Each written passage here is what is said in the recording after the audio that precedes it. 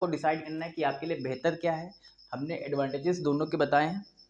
तो आपको चूज करना है कि बीएड बेहतर रहेगा या डीएलएड बेहतर रहेगा। लेकिन नमस्कार दोस्तों, स्वागत है आप सबका हमारे नए वीडियो में। मैं हूं सचिन चौरसिया और आप देख रहे हैं द इन्फॉर्मर। तो आज हम आपको बताएंगे बीएड और डीएलएड में डिफरेंस क्या होता है, क्या करना बेहतर हो सकता है आगे भविष्य के लिए।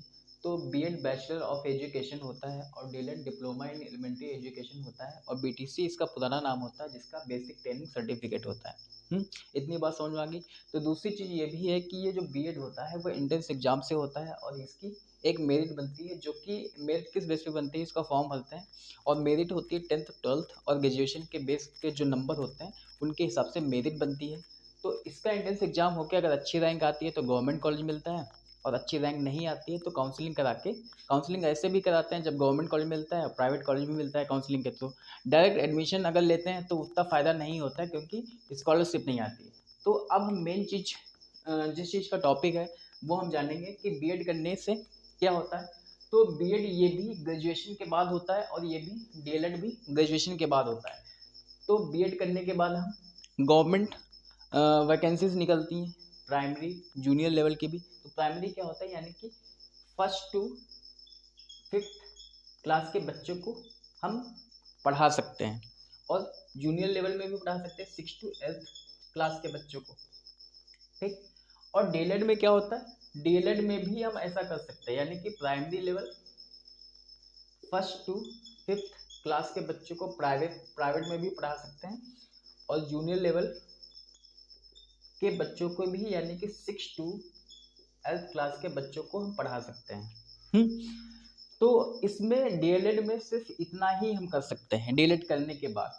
लेकिन बीएड करने के बाद हम क्या कर सकते हैं, 6th to 8th पढ़ा सकते हैं, प्राइमरी लेवल 1 to 5th पढ़ा सकते हैं और टीजीटी में क्या होता है, यानी कि हम 6th to 10th पढ़ा सकते हैं, जैसे एनबीएस हो गया या केवीएस हो गया।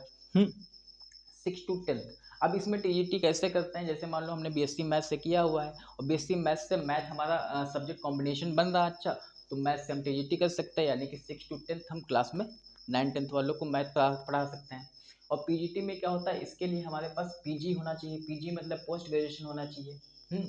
तो इसमें क्या हम 11th एंड 12th वालों को पढ़ा सकते हैं पीजीटी में। और इसके थ्रू बीएड अगर हमारे पास है तो बीईओ का एग्जाम दे सकते हैं, यानी कि ब्लॉक एजुकेशन ऑफिसर। पहले ये यूपीपीएससी यानी कि पीसीएस के थ्रू कंडक्ट होती थी इसके वैकेंसीज। अब ये डायरेक्ट, यानी कि डायरेक्ट का मतलब होता है इसका अभी भी एग्जाम होता है लेकिन यूपीपीएससी के थ्रू अब कंडक्ट नहीं होता। बीएस से भी बन सकते हैं इससे, बेसिक शिक्षा अधिकारी, और प्रिंसिपल के लिए भी एलिजिबल होते हैं और प्रिंसिपल भी बन सकते हैं बीएड से। लेकिन डीएलएड से इतने सारे फायदे हमको नहीं मिलते हैं जो आपको ये देखने को मिल रहे हैं डीएलएड करने से। लेकिन एक और चीज़ रहती है कि बीएड में हमेशा केस चला करता है। हमेशा केस चलने का मतलब डीएलएड वाले केस कर देते हैं कि भैया इनको प्राइमरी लेवल से आप बाहर करिए, प्राइमरी पे सिर्फ मेरा ही अधिकार है, ऐसा होता है। तो थोड़ा सा इसमें इनसिक्योरिटी फील होती है प्राइमरी लेवल में। बाकी और हर तरीके से अगर देखा जाए तो हमारे ओपिनियन से तो बीएड बेहतर है ना। तो अगर हमारा वीडियो अच्छा लगे तो हमारे वीडियो को लाइक एंड शेयर करें और हमारे चैनल द इन्फॉर्मर को सब्सक्राइब करना बिल्कुल ना भूलें, है ना। तो मिलते हैं नेक्स्ट वीडियो में, तब तक के लिए जय हिंद।